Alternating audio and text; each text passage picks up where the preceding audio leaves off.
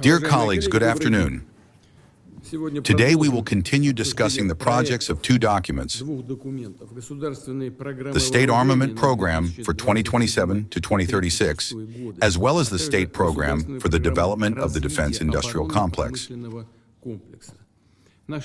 Our defense industrial complex enterprises, working in a stable mode, are supplying the troops with all the necessary weapons and equipment, both in the interests of units involved in the special military operation and for the armed forces as a whole.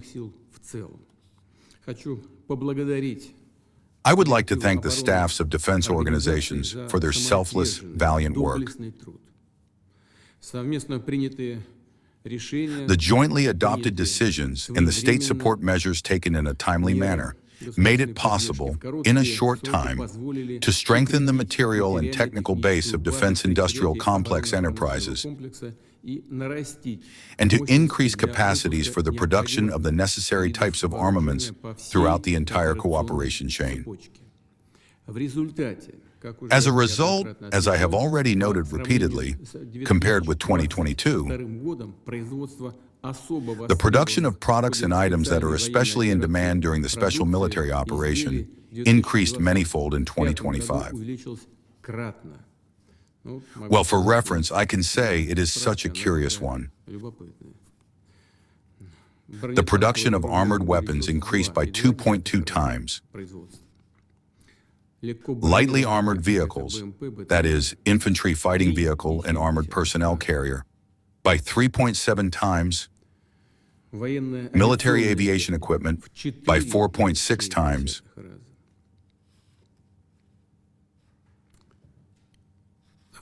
automotive equipment by 5.7 times, rocket and artillery weapons by 9.6 times,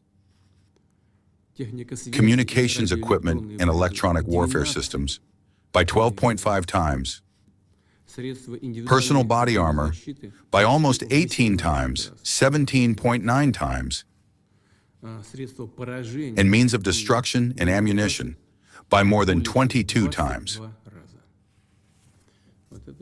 All of this is the result of the work of defense industrial complex enterprises, and in general of the entire economy, of course. Without development and without a stable situation in finance and in the economy as a whole, this would also have been impossible. This is the result of joint work. In the course of the special military operation, the nature, forms, and methods of conducting combat operations are constantly changing. And the absolutely invaluable experience gained by the troops is fully used in shaping the new image of the armed forces and of the defense industrial complex as well.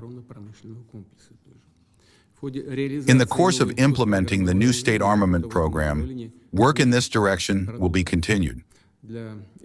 For this purpose, a set of measures has already been developed that will ensure the consistent buildup of high-technology production with its maximum automation, an increase in labor productivity, and, something I want to emphasize in particular, a reduction in production costs.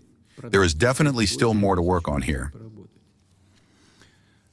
The development of the testing and proving ground base should also be continued, along with the introduction of artificial intelligence technologies and the development of advanced materials. All of this is intended not only to ensure and consolidate the existing advantage of our weapons and equipment, but also to become a locomotive of innovative development for the entire industry. There are already serious results in these areas, but of course, as is always the case, much work lies ahead. We have already discussed these issues in detail at our previous meetings. Today we will complete the coordination of the main indicators of the new state programs and the parameters of their financing.